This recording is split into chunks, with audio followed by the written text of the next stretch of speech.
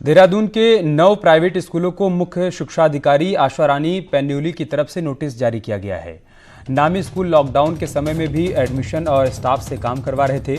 इस बात की शिकायत मिलने के बाद स्कूल की लिस्ट बनाकर मुख्य शिक्षा अधिकारी ने लास्ट वार्निंग दी है और साथ ही सभी स्कूलों को तत्काल प्रभाव से अगले आदेश तक बंद करने के आदेश भी दिए हैं। स्कूलों से इस पर जवाब भी मांगा गया है।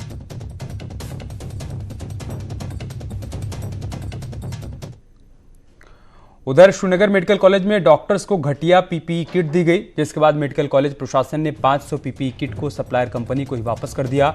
कॉलेज की क्वालिटी कंट्रोल कमेटी ने इन किट को बेहद ही घटिया बताया और अगर इन्हें इस्तेमाल किया जाता तो डॉक्टर और पैरामेडिकल स्टाफ की जिंदगी खतरे में पड़ जाती। हमारे पास 500 किटें आई थी। अभी हमारी क्वालिटी टीम ने उन्हें चेक किया, उन्हें उसको भारत सरकार के गाइडलाइंस का नहीं पाया। हमने तत्काल प्रवासी किटें वापस कर दिए। हम चाहते हैं कि हमारे डॉक्टर्स और जो हमारे वर्कर्स हैं, स्टाफ है, नर्सिंग स्टाफ है, वो सुरक्षित रहे, इसके लिए जो हम पूरा ध्यान रख रहे हैं। उधर काशीपुर में लॉकडाउन का असर सब्जी उगाने वाले किसानों पर पड़ रहा है। किसानों का कहना है कि लॉकडाउन की वजह से सब्जी बिक नहीं रही है और जो बिक रही है वो कम दामों पर बिक रही है, जिसका असर अब सब्जी की बुआई पर पड़ेगा। वहीं आढ़तियों का कहना है कि मंडी में खरीदार बहुत कम आ रहे हैं, इसलिए किसान को भी इसका उचित मूल्य नहीं मिल पा रहा है। मध्य क्या असर, ये लॉकडाउन की वजह से सारी अर्थव्यवस्था बिगड़ गई हमारी। जितना हमने उठा करके पैसा लगाया था ब्याज पे लेकर के, उसके अनुसार हमें बहुत घाटे में जा रहे हैं हम, क्योंकि माल की हमारा उठान बिल्कुल नहीं है। जो खरीदार हैं वो मन मर्जी अपना खरीद रहे हैं। सब्जी मंडी बंदी इसलिए हो रही है क्योंकि यहाँ पर जो है खरीदार नहीं आ पा रहे, लोग डरे में हैं जो है बहुत ज़्यादा, और जो खरीदार यहाँ आने चाहिए वो नहीं आ पा रहा है। बहुत न के बराबर खरीदार आ रहे हैं। पिथौरागढ़ में लॉकडाउन के दौरान पुलिस ने भारी मात्रा में अवैध शराब पकड़ी है। पुलिस ने सूचना पर बस अड्डे से सब्जी की दुकान पर छापा मारकर 76 पेटी अवैध शराब बरामद की और साथ ही एक व्यक्ति को गिरफ्तार भी किया। 76 पेटी शराब पकड़ी गई है। प्रेम प्रकाश नाम का अभियुक्त को गिरफ्तार किया गया, जिसने सब्जी के गोदाम के नाम से किराए पर दुकान ले रखी थी और उस गोदाम में शराब की पेटियां छुपा रखी थी 76। और जो लॉकडाउन के दौरान शराब की दुकानें बंद हैं, उसे ऊंचे दामों पर बेच रहा था। लॉकडाउन के चलते किसी का व्यापार ठप हो रहा है तो किसी को नौकरी जाने की टेंशन है, जिससे लोग डिप्रेशन में जा रहे हैं।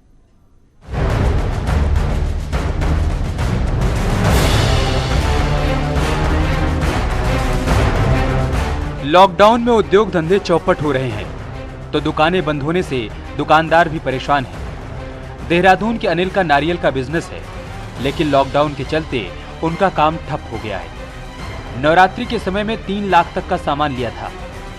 नवरात्रि में मंदिर खुले नहीं, लिहाजा सामान खराब होने से भारी घाटा हुआ है। अब वो डिप्रेशन में है और डॉक्टर के चक्कर लगा रहे हैं। यही हाल किताबों का बिजनेस करने वालों का भी है, जिनका धंधा चौपट होने से अब तनाव में जी रहे हैं। नवरात्रों से पहले ही हम बाजार बंद हो गया तो हमारा माल सारा रुक गया, जिसके कारण हमें 3 लाख के करीब का माल हमारा सूख गया। 1 मंथ हो गया तो बिक्री भी दुकान बिल्कुल खुली नहीं, और उसके बाद उसके कारण मेरे हस्बैंड के डिप्रेशन में है। लेकिन पब्लिशरों से तो किसी ने अपील नहीं की है, क्योंकि उनका 8-8, 10-10, 9-9 हर एक पब्लिशर का इतने का माल, लाख का माल आ रखा है। तो कहीं ना कहीं वो चेक लगाने की हमें बड़ी आशंका है। और जितने भी इस लाइन से जुड़े हुए लोग हैं, सबके चेक पब्लिशरों के पास में ब्लैंक हैं एज ए सिक्योरिटी चेक। तो उस बात को लेकर के हमें काफ़ी टेंशन है।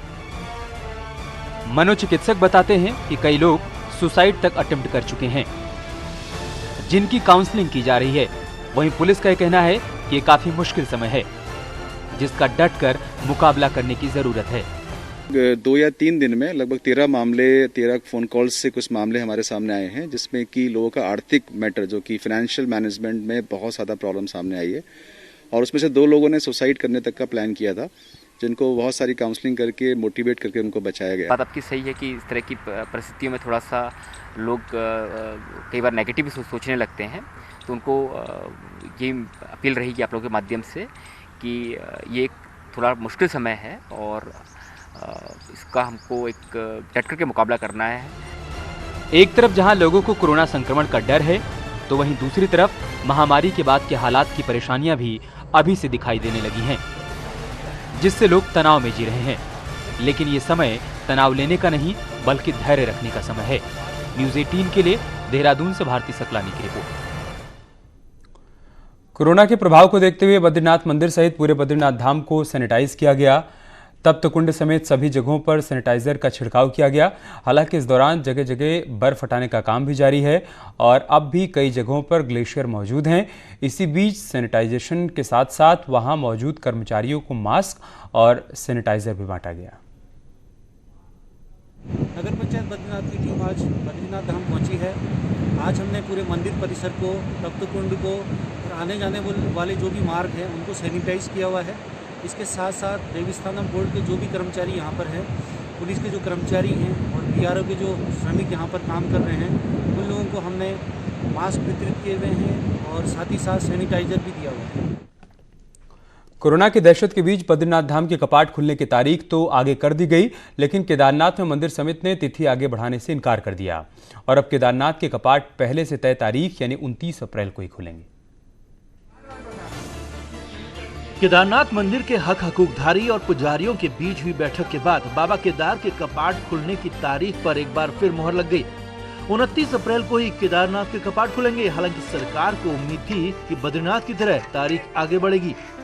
सर्व समिति से ये हुआ कि जो पूर्व निर्धारित डेट है, जो महाशिवरात्रि के दिन डेट हुआ था, तो 29 अप्रैल को ही भगवान केदारनाथ जी के कपाट खुलेंगे करके। बद्रीनाथ की पूजा यहाँ की पूजा में भिन्नता है, क्योंकि बद्री विशाल में मंदिर के अंदर सिर्फ रावल ही पूजा करते हैं, जो कि इस समय क्वारंटीन में है। और यहाँ पर जो है रावल जो है सिर्फ पुजारी को अधिकृत करता है एक ही शिष्य के नाते, और पुजारी श्री केदारनाथ जी में जाएंगे। अब केदार के कपाट पर फैसला हुआ तो हलचल भी तेज हो गई। पर्यटन मंत्री का कहना है कि मंदिर समिति से एक बार फिर फैसले पर पुनर्विचार के लिए कहा जाएगा। जो रावल होते हैं भीमाशंकर जी, वो नहीं जाते, वो क्वारंटीन में रहेंगे, तो उनके द्वारा नामित पुजारी ही पूजा करेगा। इस पर अध्ययन चल रहा है हमारा कि और इसके लिए हम अनुरोध करेंगे कि भाई इसमें तिथि को बदला जाए। अगर नहीं बदली जाती तो उस पर भी विचार किया जाए। यानी अब गंगोत्री, यमुनोत्री और केदारनाथ के कपाट पहले से तय समय पर ही खुलेंगे और सिर्फ बद्रीनाथ में ही तारीख आगे की गई है। रुद्रप्रयाग से शैलेंद्र के साथ सुनील प्रभात, न्यूज़ 18 देहरादून।